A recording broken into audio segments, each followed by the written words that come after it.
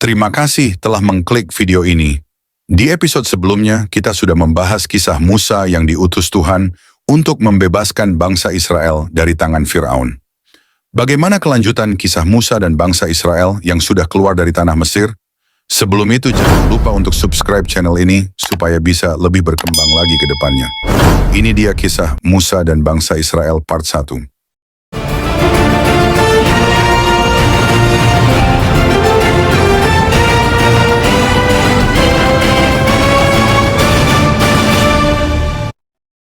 Mereka mengikuti pimpinan Tuhan melewati gunung-gunung sampai ke Laut Merah. Mereka berkemah dan membahas bagaimana mereka bisa menyeberang laut besar itu. Sesudah Firaun berduka cita atas putranya, dia makin marah lebih daripada sebelumnya. Dia pikir, mengapa aku membebaskan budak-budakku? Siapkan kereta perang, kejar Musa dan umatnya. Bunuh semua atau bawa mereka kembali. Baik yang mulia akan kami laksanakan. Lihatlah, tentara Mesir datang. Kita terjebak di sini. Musa membawa kita ke sini untuk mati. Lebih baik hidup sebagai budak daripada mati di sini. Ada gunung di sebelah kanan dan kiri, dan ada laut di depan. Kita terjebak. Tidak mungkin Tuhan bisa menyelamatkan kita sekarang.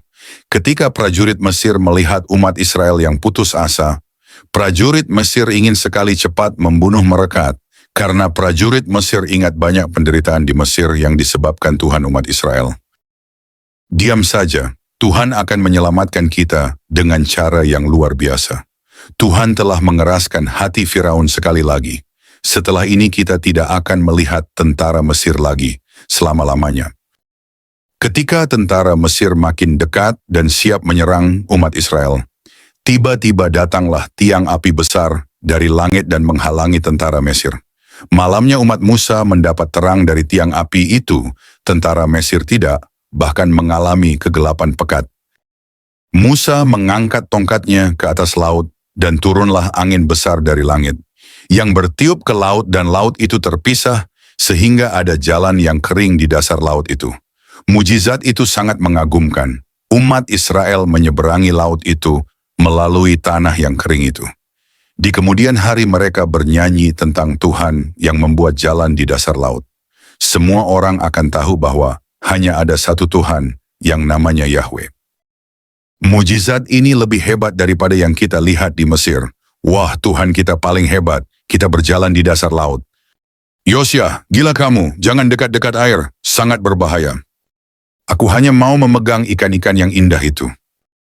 Ketika umat Musa hampir sampai ke seberang laut, Tuhan menarik tiang api yang menghalangi orang Mesir. Seketika itu juga mereka mengejar umat Israel. Maju terus bunuh umat Israel. Hari ini, kamu telah melihat kuasa Yahweh. Lihatlah airnya kembali lagi. Tentara Mesir akan tenggelam. Setiap prajurit Mesir mati tenggelam. Dewa-dewa mereka yang dibuat dari kayu dan batu tidak bisa menyelamatkan. Lihatlah mayat-mayat itu, laut penuh dengan mayat prajurit Mesir. Pasti Yahweh adalah satu-satunya Tuhan. Tidak ada yang lain yang bisa melakukan seperti itu. Kita akan mengingat peristiwa ini selama-lamanya. Umat Israel meninggalkan laut yang penuh dengan mayat tentara Mesir. Umat Israel mengikuti awan Tuhan menuju padang belantara. Mereka terus makan dan minum persediaan yang dibawa dari Mesir. Beberapa hari kemudian, awan yang memimpin mereka berhenti di tempat sumber air. Umat Israel berkemah di situ sampai persediaan makanan habis. Tidak ada sumber makanan di situ. Mereka kelihatan putus asa. Kalau kita tidak meninggalkan Mesir, kehidupan kita lebih baik daripada sekarang. Walaupun sebagai budak kita punya makanan cukup, di sini tidak ada makanan sama sekali. Benar. Apakah engkau membawa kami ke sini untuk mati kelaparan? Dengar. Sebetulnya kamu tidak sadar sedang menyalahkan Tuhan, bukan aku. Kita sedang mengikuti Tuhan. Tuhan Yahweh berfirman bahwa Dia akan menurunkan roti dari langit.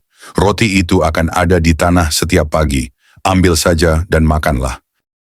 Apa yang dikatakan Musa? Bagaimana kita akan mendapat makanan? Anak-anak kita kelaparan? Dia bilang bahwa Yahweh akan mendatangkan roti dari langit setiap pagi. Matahari hampir terbit. percayakah kamu bahwa akan ada roti yang turun dari langit seperti dikatakan Musa? Kalau roti tidak turun, kita akan kelaparan. Pernahkah kamu mendengar ada roti turun dari langit? Tidak. Tetapi aku juga tidak pernah mendengar bahwa ada jalan di dasar laut. Tuhan kita ini pasti adalah Sang Khalik alam semesta. Aku yakin tidak sulit bagi Tuhan mendatangkan roti dari langit. Sudah waktunya, mari kita lihat. Roti dari langit, seperti dikatakan Musa, mengapa kita ragu? Lihatlah, roti ada di mana-mana. Wah, lezat sekali. Rasanya seperti madu. Yahweh benar-benar Tuhan dan Musa adalah nabinya. Selama mereka ada di padang belantara, Tuhan memberi makan mereka dengan makanan surgawi yang disebut manna. Selama awan Tuhan ada di perkemahan mereka, umat Musa tetap tinggal dekat sumber air dan makan roti surgawi itu. Tetapi ketika awan itu mulai jalan, mereka mulai berkemas-kemas kemudian mengikuti awan itu ke padang belantara yang belum mereka ketahui. Tiba waktunya mereka kehabisan air. Tuhan memberi kita roti, tetapi sekarang kita akan mati kehausan. Anak perempuanku akan mati kalau tidak segera mendapat air. Lebih baik kalau kita tidak meninggalkan Mesir. 1 hari lagi ternak kita akan mati. Kemudian anak-anak akan mati juga. Seharusnya kami membunuh engkau dengan batu. Apakah Tuhan bersama kita atau tidak? Aku akan berbicara dengan Yahweh. Tuhan memberitahu Musa apa yang harus dilakukan. Kesinilah dan lihatlah kuasa Yahweh. Kamu tidak percaya Dia. Kamu selalu mengeluh dan mengomel. Tuhan sudah memberi roti, sekarang Dia akan memberi kita air dari batu ini. Prak! Ada! Air mengalir seperti sungai. Awan itu mulai jalan lagi. Umat Israel berkemas-kemas kemudian mengikuti awan itu di padang belantara menuju gunung yang bernama Sinai. Di tempat itu, Musa berdoa dan Tuhan berbicara kepadanya. Ingatkan mereka tentang semua yang aku lakukan kepada orang Mesir, dan bagaimana aku membebaskan mereka, memberi makan mereka, dan memberikan air dari batu. Beritahu mereka, kalau mereka menaati perintahku, mereka akan menjadi umatku di atas semua bangsa lain yang ada di bumi. Kalau mereka patuh, mereka akan menjadi bangsa yang kudus. Musa, ketika aku berbicara denganmu, aku akan menampakkan diri dalam rupa awan tebal supaya umatku bisa melihat, mendengar dan tahu bahwa itu aku. Musa turun dari gunung itu dan memberitahu umatnya semua yang dikatakan Tuhan. Kami akan patuh. Semua yang dikatakan Tuhan akan kami lakukan. Kalau begitu, cuci pakaian dan mandi, siapkan diri untuk menyembah Tuhan. 3 hari kemudian Tuhan akan datang kepada kalian. 3 hari kemudian, sesuai dengan perintah Tuhan, semua orang berkumpul di kaki gunung menunggu Tuhan datang. Kemudian awan tebal Tuhan turun dari atas gunung. Kemudian, Musa naiklah ke atas gunung. Musa, aku adalah Tuhan Yahweh yang membawa kamu keluar dari tanah Mesir. Ketika kamu turun dari sini, buatlah pagar di sekeliling gunung ini. Selain kamu, orang yang menyentuh gunung ini akan mati. Aku akan memberikan 10 perintah yang harus kamu sampaikan kepada umatku. Tidak boleh ada padamu Tuhan lain di hadapanku. Tidak boleh membuat apa saja, dalam bentuk apa saja, untuk disembah. Tidak boleh menyebut namaku dengan sembarangan atau tanpa hormat. Hari ke-7 dalam setiap minggu harus dipakai untuk menyembah aku. Hormati ayah dan ibumu. Tidak boleh membunuh, tidak boleh berzina, tidak boleh mencuri, tidak boleh berdusta, tidak boleh mengingini apa saja yang dimiliki orang lain. Ketika Musa turun dari gunung itu, dia mengumpulkan 70 pemimpin bangsa Israel dan memberitahukan perintah Tuhan. Kita akan menaati perintahnya. Perintahnya itu baik. Kamu 70 orang akan naik kembali ke gunung itu bersama aku. Tuhan akan menemui kalian di sana sama seperti aku. Tetapi sebelumnya saya harus menulis semua perintah Tuhan yang dikatakan kepadaku. Musa menulis semua dengan teliti, persis seperti dikatakan Tuhan. Roh Tuhan menolong Musa supaya tidak ada kekeliruan.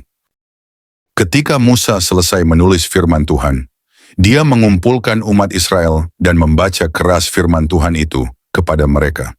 Semua yang dikatakan Tuhan baik. Kita akan menaati semua. Jadi bangsa umat Tuhan itu mengadakan perjanjian dengan Tuhan. Tuhan akan memberkati mereka, memberi kehidupan kepada mereka, dan menyelamatkan mereka dari musuhnya. Dan mereka akan menaati semua perintah Tuhan dan hidup dalam kebenaran. Tuhan memerintahkan Musa mempersembahkan kurban darah untuk dipercikkan kepada umatnya. Semua orang berdosa dan layak dihukum mati, bahkan Musa dan Harun. Tetapi Tuhan bermurah hati, Dia menyediakan cara untuk mengampuni umatnya. Ketika domba kecil yang tanpa cela dikurbankan dan darahnya dipercikkan kepada bangsa Israel, Tuhan akan menutupi dosa mereka dan umat Tuhan tidak akan dihukum mati walaupun mereka layak menerima hukuman itu. Domba kecil yang tanpa cela yang tidak layak dihukum mati, dibunuh untuk menggantikan banyak orang yang berdosa yang layak menerima hukuman mati. Karena dosamu sudah ditutupi, kamu 70 pemimpin akan mengikuti aku naik ke gunung itu dan melihat kemuliaan Tuhan. Jadi 70 pemimpin umat Israel mengikuti Musa naik gunung ke tempat Tuhan dulu berbicara kepada Musa. Tiba-tiba di hadapan mereka, tampaklah takhta Tuhan, kemuliaan Tuhan. 70 pemimpin itu melihat Musa naik dan menghilang di dalam cahaya terang. Betapa indahnya, sangat mulia. Tidak ada orang seperti Musa yang bisa berbicara dengan Tuhan secara langsung. Musa, kamu akan memerintahkan umatku membangun kemah kudus sebagai tempat beribadah kepadaku. Kemah kudus itu harus ada altar untuk mempersembahkan kurban dan juga harus ada tempat maha kudus agar aku bisa bertemu dengan Imam Agung sekali setahun sepanjang masa. Aku akan memberitahu bagaimana membangun kemah kudus itu dengan tepat. Suku Lewi akan menjadi imam-imamnya dan Harun beserta putra-putranya akan menjadi imam-imam agung. Mereka akan mengajar umatku untuk hidup dalam kebenaran dan mereka akan mempersembahkan kurban ketika umatku berdosa. Beberapa minggu sudah berlalu sejak dia menghilang dalam cahaya kemuliaan Tuhan. Pasti dia sudah mati. Kita perlu Tuhan lain untuk memimpin kita seperti Musa. Memang kita tidak bisa menunggu dia di padang belantara seperti ini selama-lamanya. Mari kita membuat patung emas sebagai Tuhan kita. Pasti Musa sudah mati.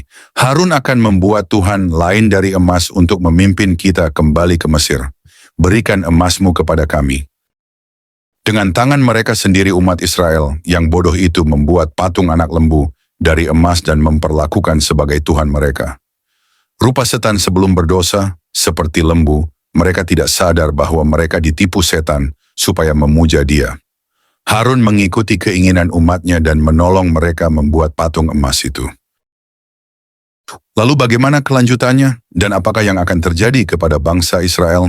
Saksikan di episode berikutnya dan jangan lupa untuk subscribe channel ini supaya bisa lebih berkembang lagi ke depannya.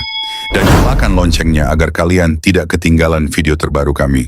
Terima kasih telah menonton sampai habis. Sampai jumpa lagi.